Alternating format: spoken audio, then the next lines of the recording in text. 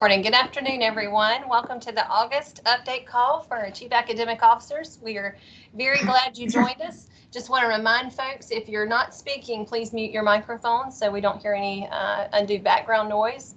Got lots of good things happening, lots of updates to share, and also there'll be an opportunity at the end of the call to have some dialogue and conversation. So I do hope that your fall semesters are off to a smooth start, and we do appreciate all the work you did with your teams along with our team to get prepared for this fall term. So with that, we'll move straight ahead into our updates. So we've got Perkins coming up first. So Dr. Bob is in the queue and ready to go. We're going to give you some updates about some specific projects that are happening or coming in the fall. Dina has some updates to share from programs. I've got a couple more things to share, and then Dr. Gold's going to have some dialogue with you. So again, welcome. Okay, Dr. Bob, you are up. Thank you. We appreciate everything you do. As you know, the last board meeting, our Perkins budget was passed. We're sending about $12.5 million out to the colleges this year. We'll probably send a little bit more out in carryover in about 2 months, so you can just keep your heads up on that. Tony and Patty have been hard at work at the basic grant. I know many of you have called. We really appreciate your input on the project and your great work that you did with the comprehensive local needs assessment. I just want to highlight a few projects. If we go down here on the next slide, if you'll just take a look at, do I have to turn that or? Okay, yeah, we have some upcoming leadership projects that are taking place. And you'll hear from Mary and from Michelle today on some of the projects they're doing with us. But we have the EDU alignment project that'll be taking place. The stuff we put on the Moodle for the EDU course, Mary's done a great job with that. Tony's been working with Jaime, and eventually we're going to get Apple Swift training in place and some cybersecurity training in place. And also Tony lets me know that we're working with BLAT on some special web training to try to enhance that program. On the next slide, we see we have other projects that are coming up.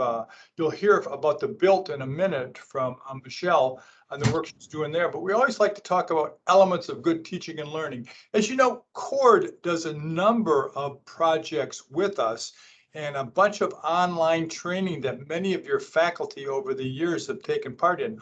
Hope, are you here with us? And just tell us a little bit about these academies that you offer. Hi, Bob, I'm here. Thanks so much. Hello, everyone, and I hope your year is off to a great start. The NCNet Academy is a professional development program that's all online. It's accessible through ncnet.info. For those of you who may not have visited the site recently, we have a couple of upcoming courses with slots available. Our first course for the year is From Good Teaching to Student Learning, which is designed for adjuncts, particularly new adjuncts. Our courses are 5 weeks long. They're facilitator led. They are asynchronous, and there's an opportunity for you to enroll online, and we'd love for you to share this opportunity with your faculty members if you haven't already. We have a few slots left in the course that starts on September 3rd. We're actually going to be offering a second section of this particular course starting on October 8th. So if folks don't make it in for the first one, we'll have another round starting October 8th. And then you can also see the full complement of the other courses like Technology Bootcamp and Active Learning and Integrated Curriculum Development coming up later in the year. Bob? Thank you, Hope. We appreciate that. I tell you, we couldn't do everything we do without the Center for Occupational Research and Development. They've gotten us in numerous federal projects over the year because of our participation with them, and have done a lot to enhance our curriculum programs for many of your colleges as you work with them in addition to us. Just to give you a little bit of an idea of what's happening this year, we'll be updating our Perkins handbook shortly for the next year, and with a few changes, things we've learned as we continue to implement this project and get great ideas from you all in the field. The comprehensive needs assessment will be updated. We'll be having a couple special trainings on that as we continue to look at ways to integrate that comprehensive local needs assessment into the other work that we do in continuing education and basic skills and in some of the curriculum programs. It's really a good chance to get your stakeholders, look at your curriculum, find out what the needs are. And as you know, for Perkins, you use it to focus your training on gaps. Tony's been working very hard on the methods of administration, while we still have 14 colleges that are trying to update their programs, many of which get money from the county based on the work that we do out there to help you improve your programs. But Tony's meeting with those. We have 2 colleges we'll be working with this year. We hope to fund some training with First of the World in the second semester this year. Michelle will be working with Chris on the articulation agreement. Will update us on that. We have worked with the one-stop career centers. I think probably the first thing we'll do this year is collaborate with this group called the North Carolina Employment and Training Association. And 4 or 5 of us will be doing presentations down there.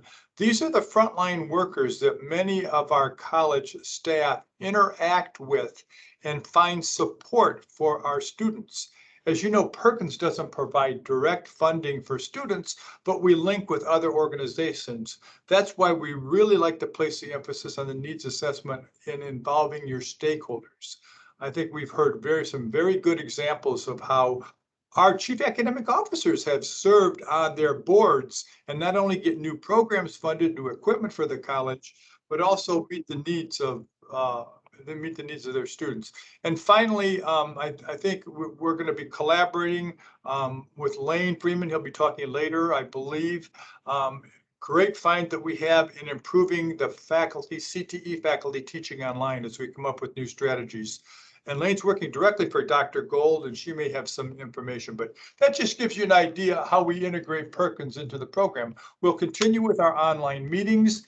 Monthly, we update our faculty. At one time, we used to have you drive in 4 or 5 times a year. These are all done online right now to save time, but also to record the information if you weren't able to make one of those meetings. They're more technical assistant oriented. And finally, we have our career pathway webinars that we do on a monthly basis. It's really the 3rd Wednesday. Last month, we talked to diesel mechanics, and that was very interesting to hear across the state and to really hear from some of our faculty how they enjoy teaching it and what students are learning and the great jobs they're getting. Coming up next month in September the 15th, we have paralegal, and that will be the emphasis. Lisa, that's what I have today. I'm turning the program back to you. Thank you, Bob, and I appreciate that you recognized Lane. I know Lane is on the call. I just want to give him a shout out and welcome him to the team. I know Dr. Gold gave a welcome in the quarterly meeting, but just again, thanks, Lane, for joining us. And I think he'll have possible updates for us in future calls. So we are excited to have him on the team. So with that, I think next up is Dr. Mary Alvera. Mary? Good afternoon, everyone. I want to tell you about a couple of things. The first one is our alignment project that's taking place very soon, like next week, very soon. And I just want to let you know that we still have a few spots open. And this alignment project, we have room. We're going to have room for up to 40 faculty to participate. And like I said, we have a few open spots. This was a very quick plan, so I apologize in advance for how quickly it's had to move, and when we get down to the why, I'll explain why we had to move so quickly. There are outside forces that have caused some of the urgency, but the purpose of this retreat is that we are going to review all of our active EDU courses, and we have 77 active courses, EDU courses, and we're going to align those courses with our new national standards, the Power to the Profession standards, which the National Association for the Education of Young Children, which we call NACCE, they have the Power to the Profession standards, and they have what we call the ECE leveling, which they have 3 levels that aligns with our credentials, our certificate, associate degrees, bachelor's and master's degree. And so we will look at our courses and align them with those standards, plus some other standards as well. NTAS standards, BK standards, but we're also going to look at them and align them with the leveling, and to get us ready for the next piece of the project, which will be to identify we're going to identify some courses to create a standalone workforce certificate. That may not be what we name it. We may come up with another name, but for the time being, we're calling it a workforce certificate, to align some of the credits of that certificate with credit for prior learning. And we're also going to be reviewing our courses, course descriptions, and our courses for some items that have been identified in some recent policy briefs. So why are we doing this, and why are we doing this so quickly? There has been some new legislation, and if you want to look up the Senate bills, Senate Bill 570, in this Senate bill, it directly states things about new high school pathways for early childhood, college credit awarded for experience, and college credit awarded for health, safety, and nutrition modules. And so this Senate bill, prior to the Senate bill being approved, there were also other things that came out. The Child Care Development Fund plan came out, and it had the community college. There were deliverables in that plan that mentioned the community college, and it mentioned some of the same languages that was finally approved in the Senate bill. There's also a Coaching for Mastery project grant. And at the time, when we first reviewed it, it was an RFA, but it has been awarded since then. And it also has deliverables that directly impacts our work at the community college. And it has some of the same language as is in the Senate bill. So there will be some outside external groups that have impacted the Senate bill and have impacted our timeline to get the work done. So this is work that needed to be done anyway, but now we need to do it, just a little quicker than usual. So if you do have some EDU faculty that would like to participate next week, we will begin at 3 o'clock on August 30th, and we will finish up the morning of September 3rd. It will be at Camp Caraway. This is a Perkins funded project, so lodging and meals are all paid for. So please, if you have faculty members that would like to participate, please let me know.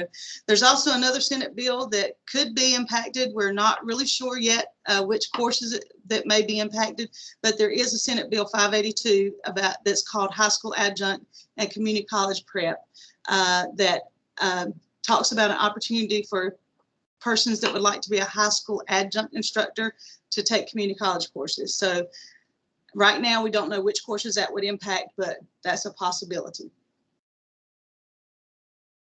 We can move to the next slide, please. So the next slide I'd like to talk about is our teacher education Moodle site. And this is a site that we're housing system office. I have been holding some information sessions for 187 and 279. Those courses, the content for those courses are available right now. We did, Perkins funded a project, a course development project for 5 courses. So we had 10 faculty, 2 per course that developed these courses. Right now, EDU 187, which is Teaching and Learning for All, and EDU 279 are both courses that are included in the AATP and ASTP. And there's content in this Moodle site. EDU 279, if some of y'all have seen some of the EdNC articles that have come out recently, this course is aligned with the science of reading, which we're trying to coordinate that across our systems with the UNC system, and we're aligning it, we're collaborating with the UNC system so that we're aligning the 2 systems. There's also some resources in there for EDU 250, because when it was developed in the VLC, we did not have these additional transfer degrees. And so there's some resources in there to help update EDU 250 as well. Coming soon, we'll have some more information sessions when we open the courses EDU 257, EDU 272, and EDU 283. These will be courses along with 187 and 279 that will be in the residency certificate once we have confirmation that our EPP application has been approved. If you have faculty that did not get to attend the information sessions and they need an information session, or if you have faculty that are teaching, that will be teaching any of these classes and need access to Moodle, please email me. My email's on the screen. If you have any questions, let me know. Okay, so a lot of things happening with EDU. Thank you, Mary. And next up, Miss Michelle Lair. Good afternoon, everyone, and I echo the, I guess, congrats, if you will, on a good start to the fall semester. Hope everyone is adjusting well and campuses are abuzz with students. Just a few updates for you this afternoon. First and foremost is regarding our recent update to the CCP operating procedures. If you are on the CCP listserv, you received this information via that listserv last week. If not, this may be news to you, and those folks on your campus who are on that listserv should have that information in hand.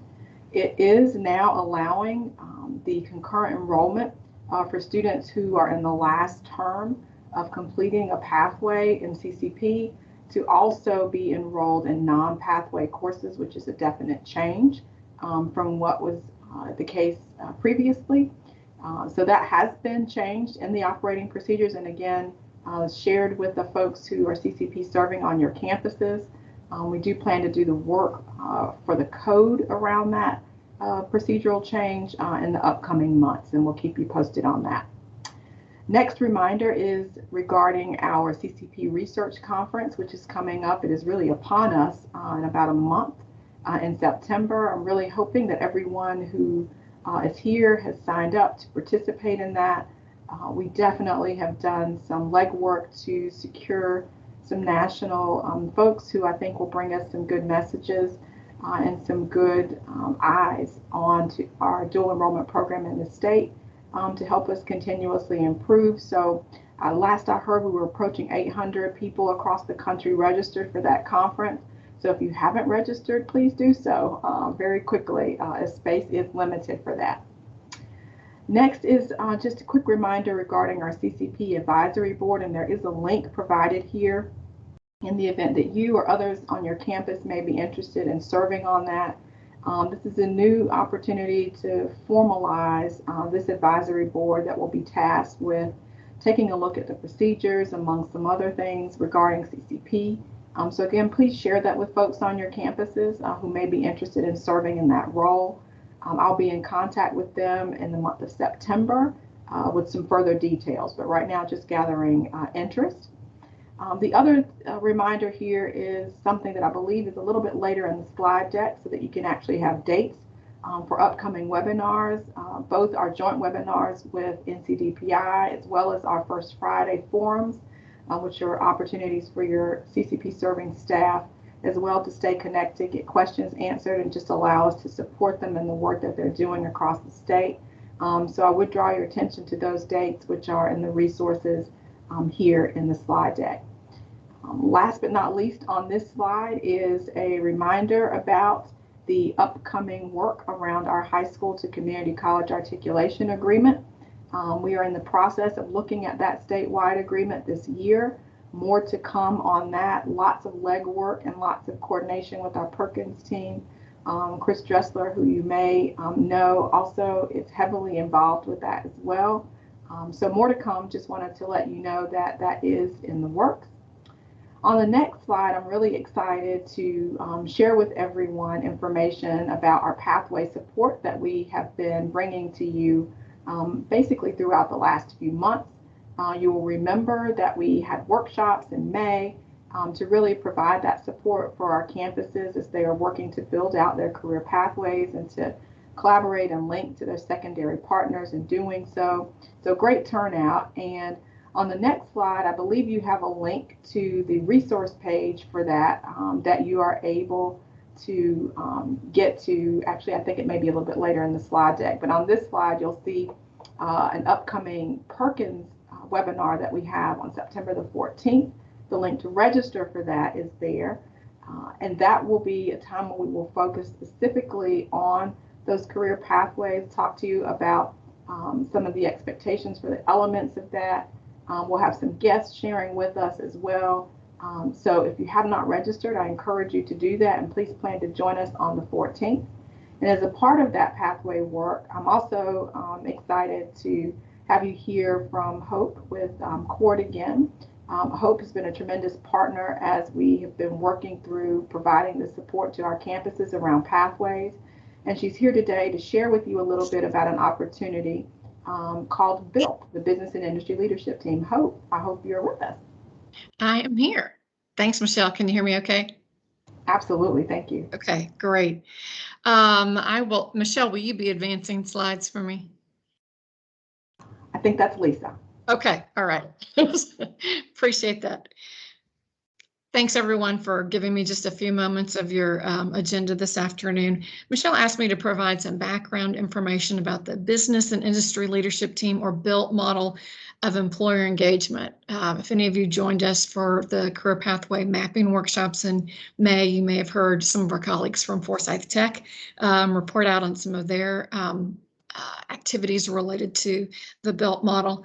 And we wanted to share an upcoming technical assistance opportunity around the BUILT. Pathways to Innovation is a CORD-led National Science Foundation ATE initiative focused on TA for colleges looking to implement the BUILT model.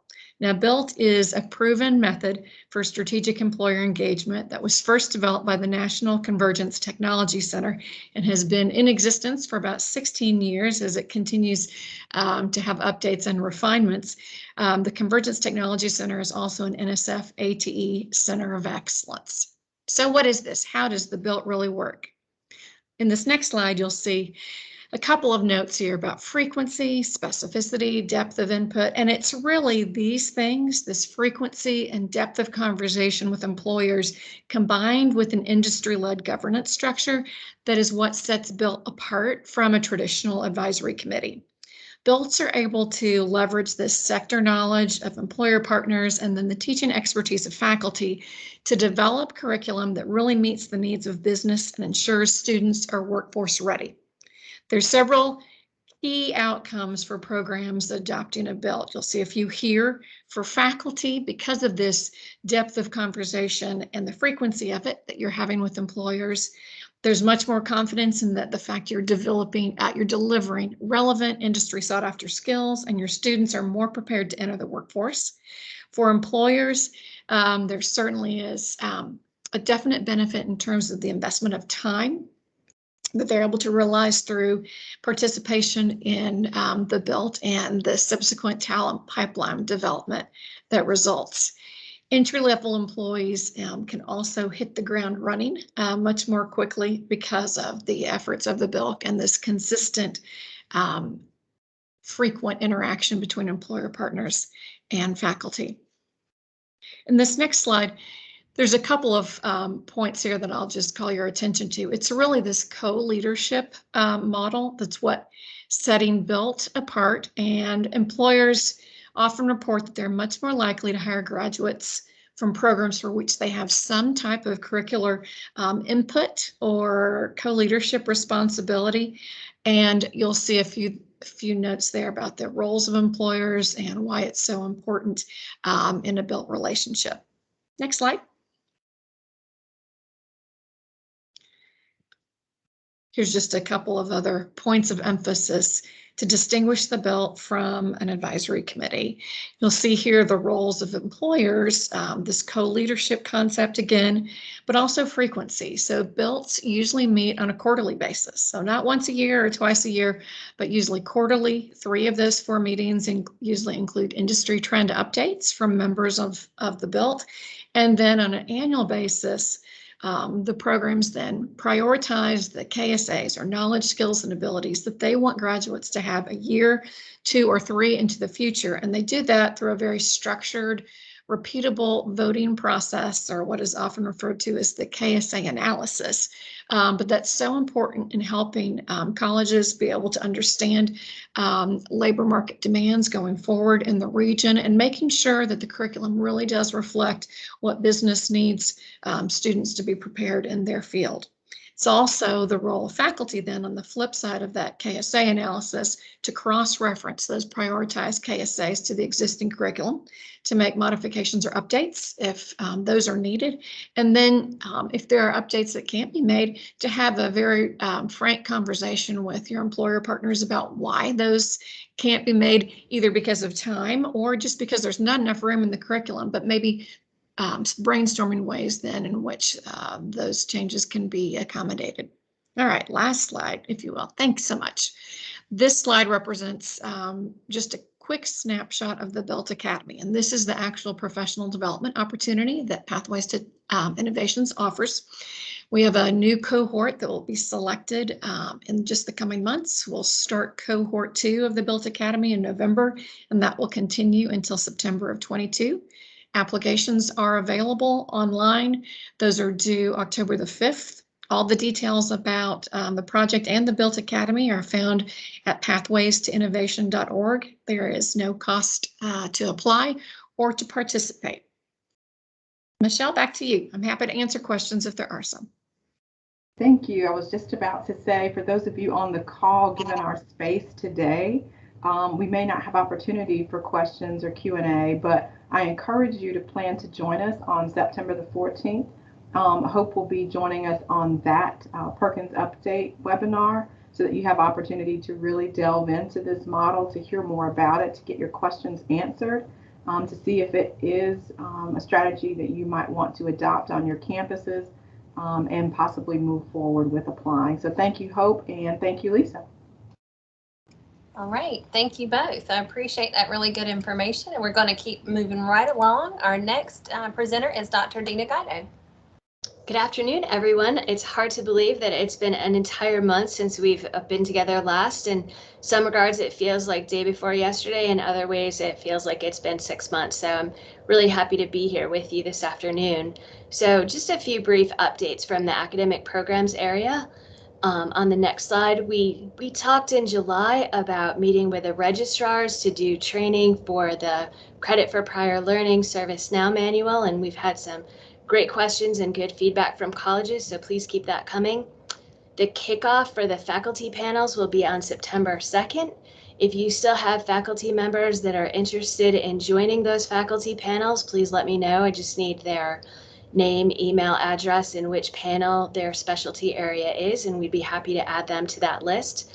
So that faculty panel, those faculty panels will be charged with creating or verifying the certification to curriculum crosswalks. Those crosswalks will then go out for feedback and ultimately for vote with the CAOs, and then will be passed on to the CCRC for the final ratification, and that's where those crosswalks will live.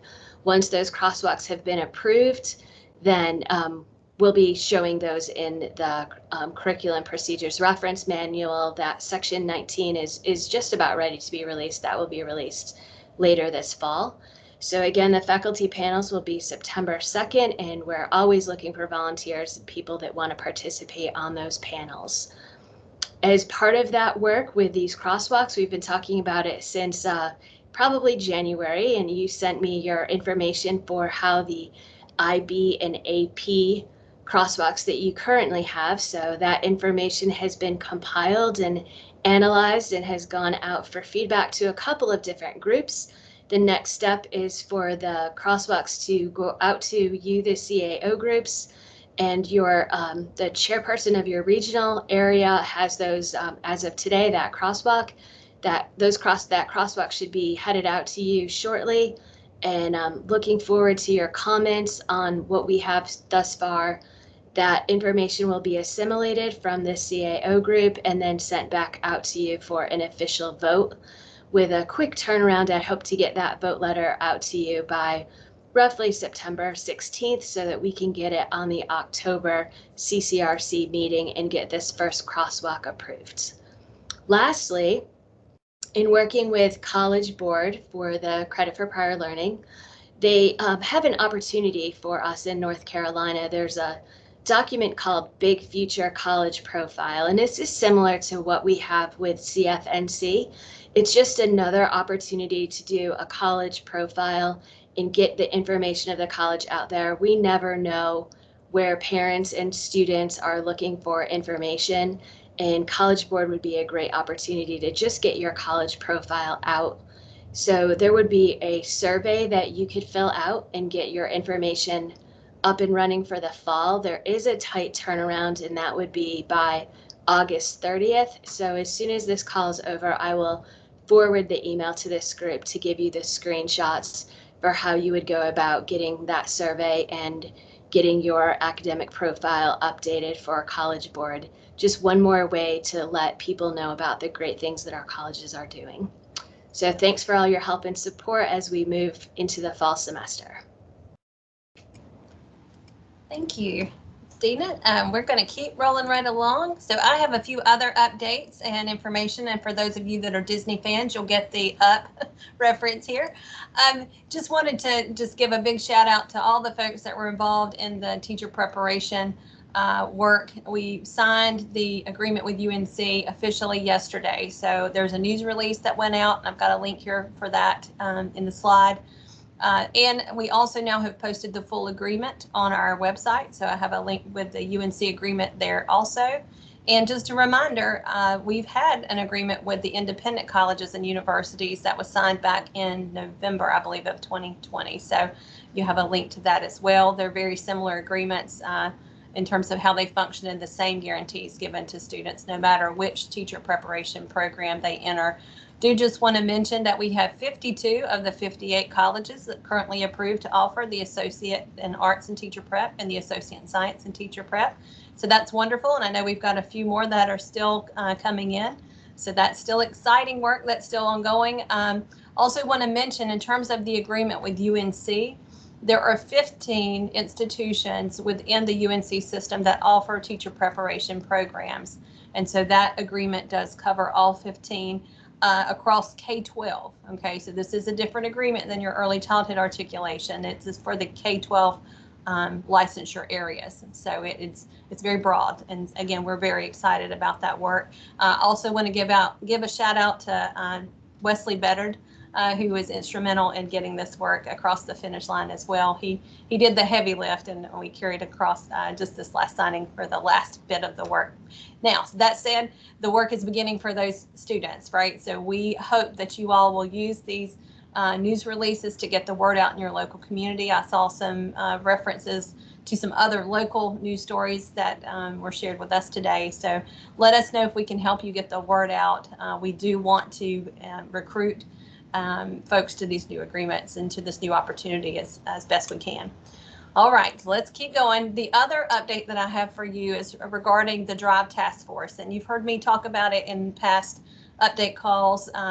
For those of you that might be new to the Chief Academic Officer group, I forgot to welcome you, but welcome. We do have a few new folks online.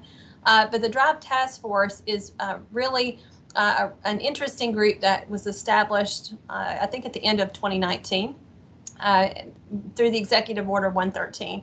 And its focus is to increase diversity in the educator workforce. And the task force worked for almost a year to get recommendations together. And there's a full report with 46 strategies, 10 recommendations that you can find linked here on the slide. Now, here's where we need your feedback.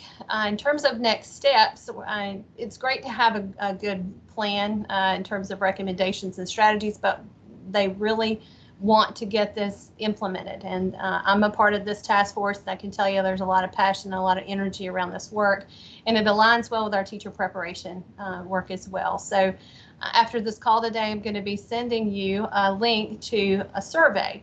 They're very interested in getting feedback from the community colleges in terms of how are we hoping to recruit educators as well as from all areas of our state, from all ethnicities, in terms of the program, the preparation, and support and retention efforts that may be developing. I know our teacher prep programs are fairly new, but you all have very good relationships with your local school districts. I know you're already having some of those conversations. The survey is really depends on what your answers are as to how long it'll take. So if you answer yes or no, it'll move you to a different part of the survey. So I'd love for you all to get feedback submitted by Monday, August 30th, so your voices can be included. It is a survey focused on higher education, so our public and private university partners are also completing this survey. And again, this is inclusive of our colleges as well. So if you have any questions about that, once you see the survey, just give me a call. And with that, we're going to pass it off to Dr. Gold. Dr. Gold, welcome.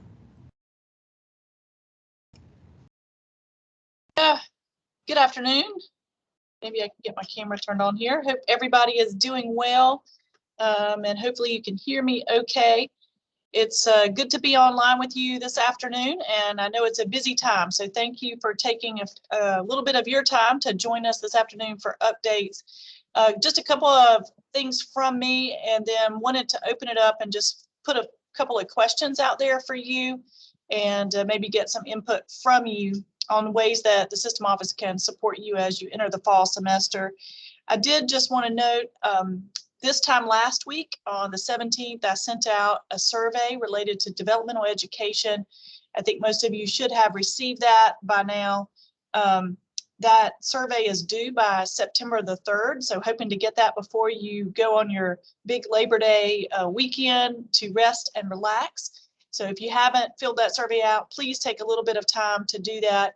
There is a PDF of the survey attached so that you can get a sense of the questions that you'll be asked.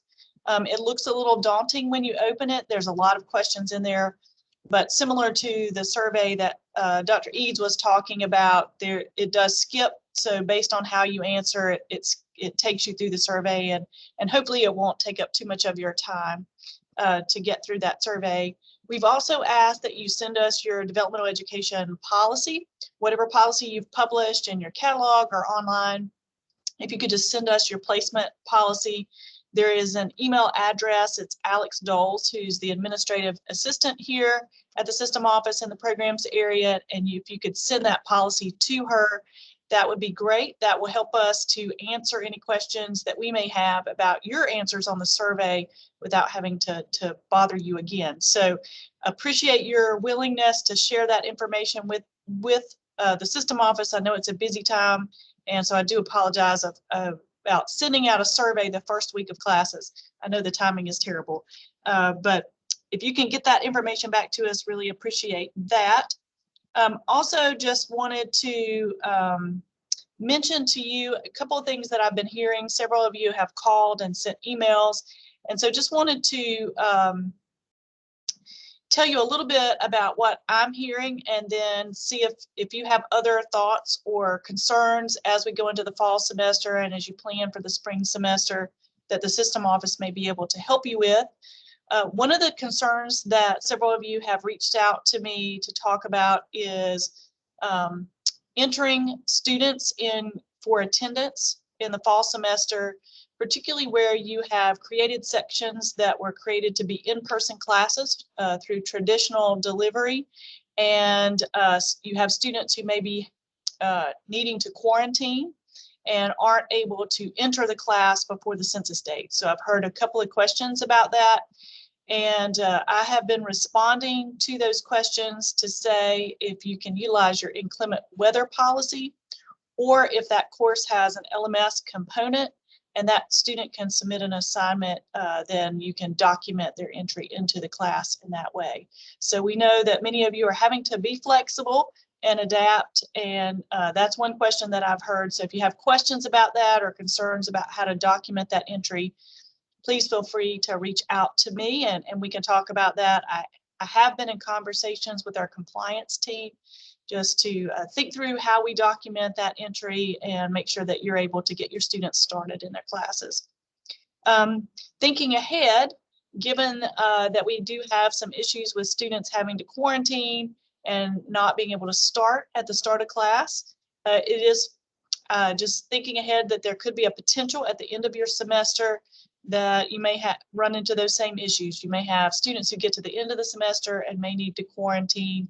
And just a reminder that the incomplete emergency, the IE and WE grades are still out there, and you can still use those grades if you need to and if that's appropriate on your campus. So again, if you have questions about that, please don't hesitate to reach out. The other thing that I'm hearing questions about and would be interested to hear if this is a concern on your campuses, concerns particularly in our healthcare curriculum areas with individuals who, for whatever reason, have concerns about becoming vaccinated, and clinical sites requiring vaccinations for students and faculty to participate on those sites. So just, I will be meeting with our general counsel here at the system office this afternoon to talk through our responses. I know several of you have emailed her directly to Wanda Foster Artis, and I will be talking with her to get some more guidance on how we can address that.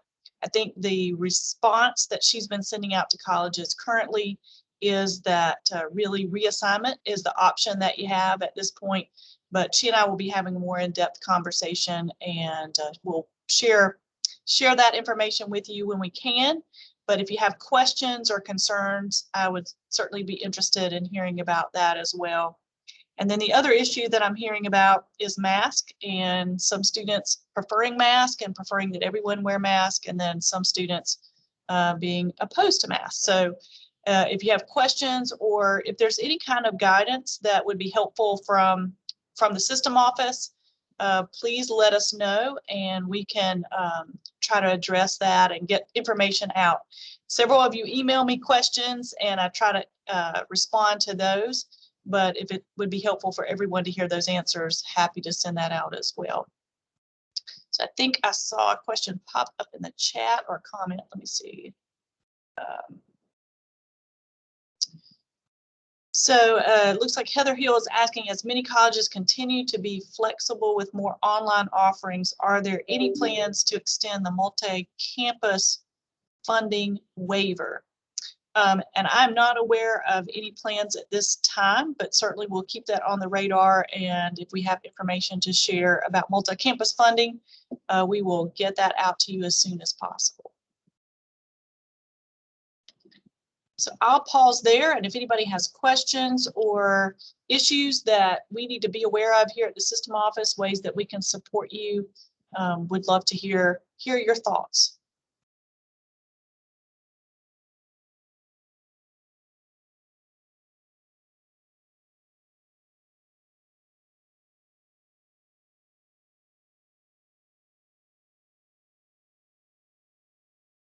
Kim, I'll go ahead and say this. This is Beth Patanzo from Guilford Tech.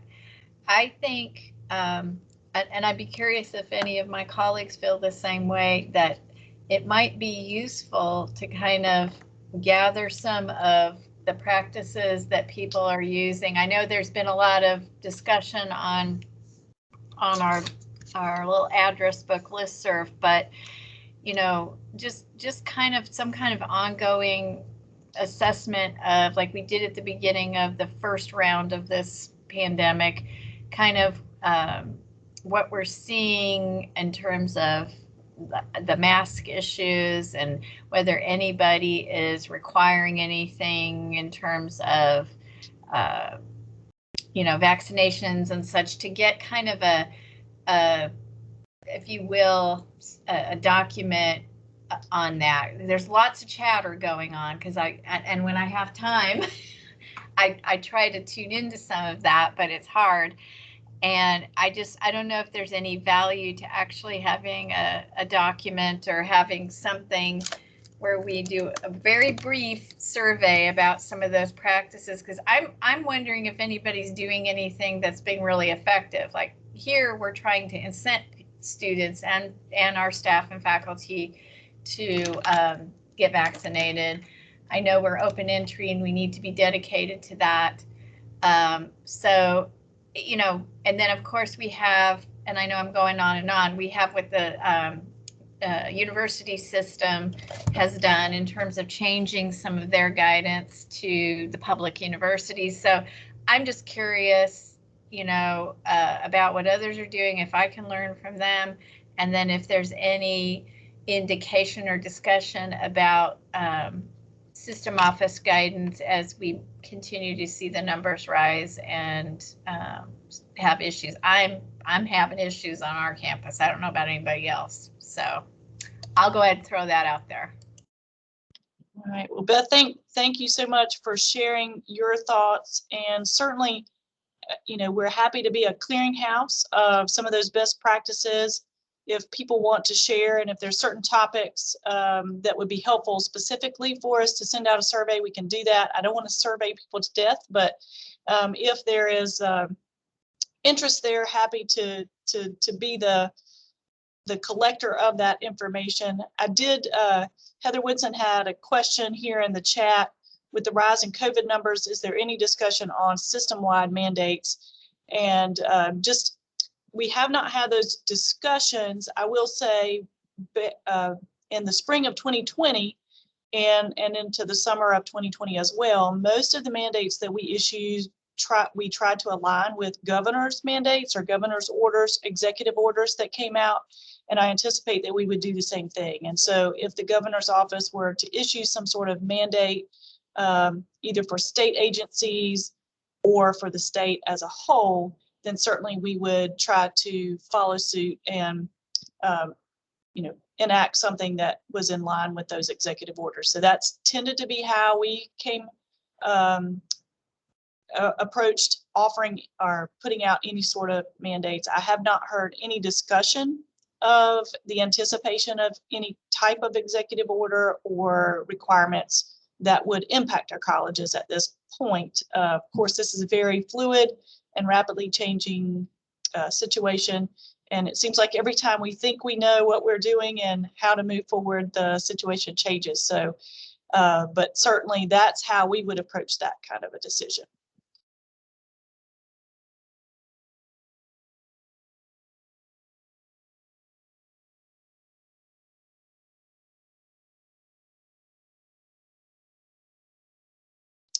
So I mentioned mask and vaccinations, census dates. Are there other topics or concerns that you're hearing that it would be helpful for the group to hear about or know about, or particularly for the system office staff to be aware of?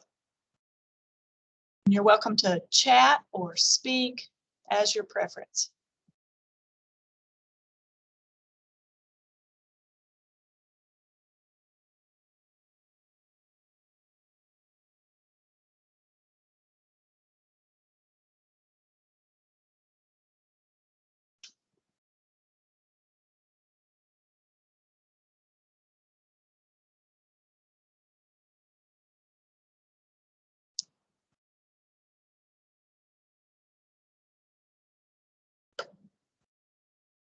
So I see there's one, Timothy commented, we're requiring a sign form for regarding vaccinations for clinical and work-based learning sites.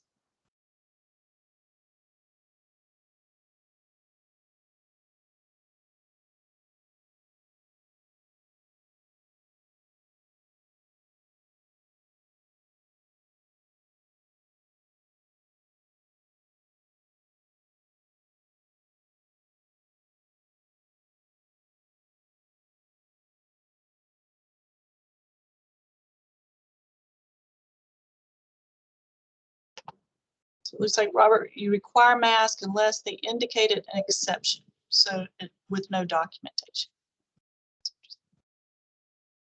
I know we're seeing different cities and counties having different requirements in terms of mask mandates. So I'm sure depending on where you are in your local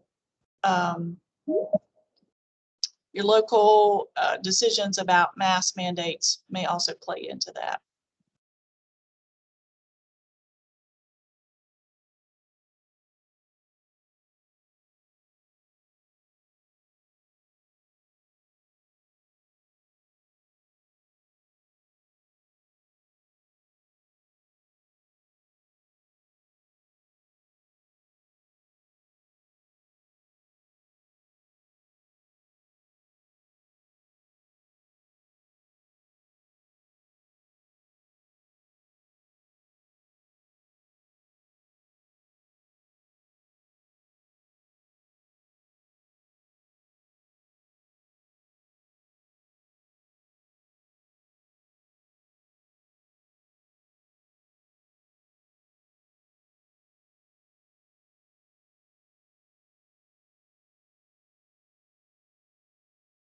So thanks for that comment, Christy, about the differences between high school and colleges. I've also heard some differences there.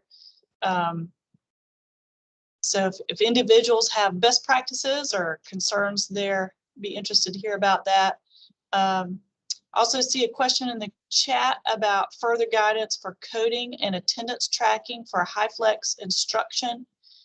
So Our BSAs have put out information in ServiceNow about how to build those courses and decode that attendance. Certainly, I think Dr. Eads mentioned Lane Freeman that's joined us here at the system office to support the programmatic side of online learning, and particularly for our technical faculty. But the other task that Lane and I will be tackling this fall is thinking about the state board code around attendance tracking and trying to update some of the language around that code. So we are very aware that traditional instruction is not traditional anymore, and that we have lots of changes. So hopefully of the next year, we will have some updated state board code around that, and then we will update that coding as well. So definitely want to think about that and make that as easy for you as possible, and perhaps streamline that code as much as possible. But as we move through that process, we will definitely rely on this group to send those drafts out to you and hopefully get your feedback and your input as we do that. But for now, the updated information in ServiceNow gives you some guidance on how to track that attendance and build those courses.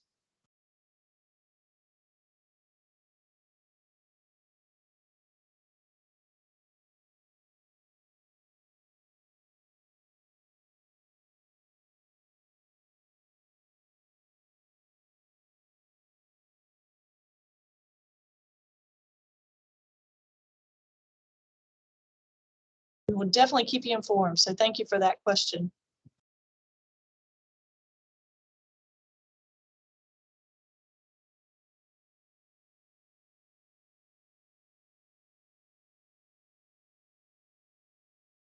So I know we've heard a lot about healthcare. Any other program areas that where you're experiencing concerns or problems with either vaccination or mask or quarantining?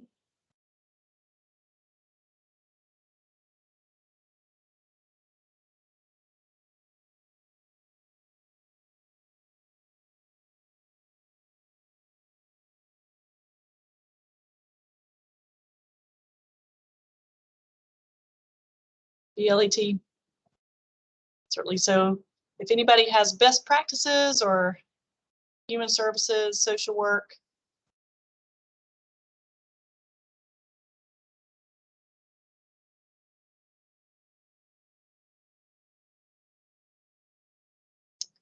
Cosmetology, I have heard some of those concerns as well, particularly as it relates to getting those hours,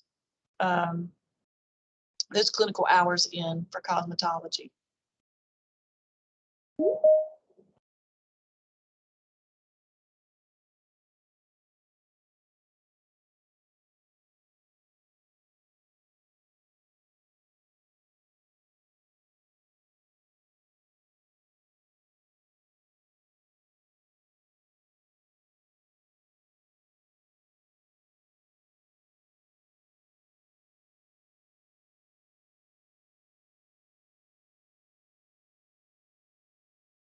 And massage therapy.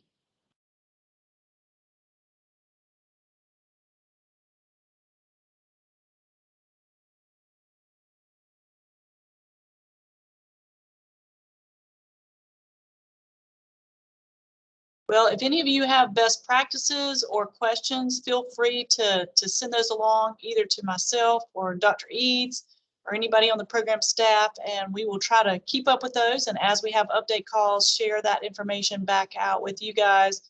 And we will certainly keep our eyes on any executive orders and stances that the governor takes, and we will respond accordingly. And just keep you posted. And high flex learning and attendance taking definitely on the radar. So stay tuned, and we will definitely be in touch with more information and more guidance in the near future. Dr. Eads, thank you for the time, and for everybody who was in the chat or chose to ask a question, thanks for the discussion this afternoon. Very helpful. Thank you, Dr. Gold. I think we've got one more update. If JW can unmute. Sure, I'd be glad to. Thank you. Just very quickly, everybody, a reminder of the joint conference coming up September 27th. That's at GTCC. And I've put in the chat box the link to the webpage on the SDAA website. And so feel free to go there, check things out and register and so forth. I think they're still working on the specific agenda, but the available information is on that webpage. One last thing I'd like to say, Lisa, real quick is just Haywood Community College and the flooding in the mountains, everybody, that's just kind of been on my mind this week. And so I just encourage everybody to send good thoughts and prayers that way. And if you have a chance, it wouldn't hurt to give a phone call of encouragement to your colleagues at Haywood and maybe some of the other mountain colleges as well. So thank you, Lisa. Thank you, JW. And I saw Wendy Hines was online, so I was thinking about her as well as I was looking at the participant list. So yeah, y'all send your thoughts and well wishes to Haywood and Wendy. We hope you're doing okay. I know it's from what I've seen on the news, it was quite a bit of tragedy and flooding. All right. Well, you all, thank you again so much for your time. I'm going to stop the recording. And of course, as always, I'll stick around for a few minutes if there are other questions or discussions you'd like to have. Otherwise, we'll give you back a few minutes of your day. I plan to send out the PowerPoint and the recording link. It may take me a day or two to get the recording link. So I'll go ahead and send the PowerPoint today along with that survey link for the Drive Task Force, and then I will follow up with an email with the recording. So again, thank you for your time. Have a wonderful fall semester, and we hope to see you soon. Have a good afternoon.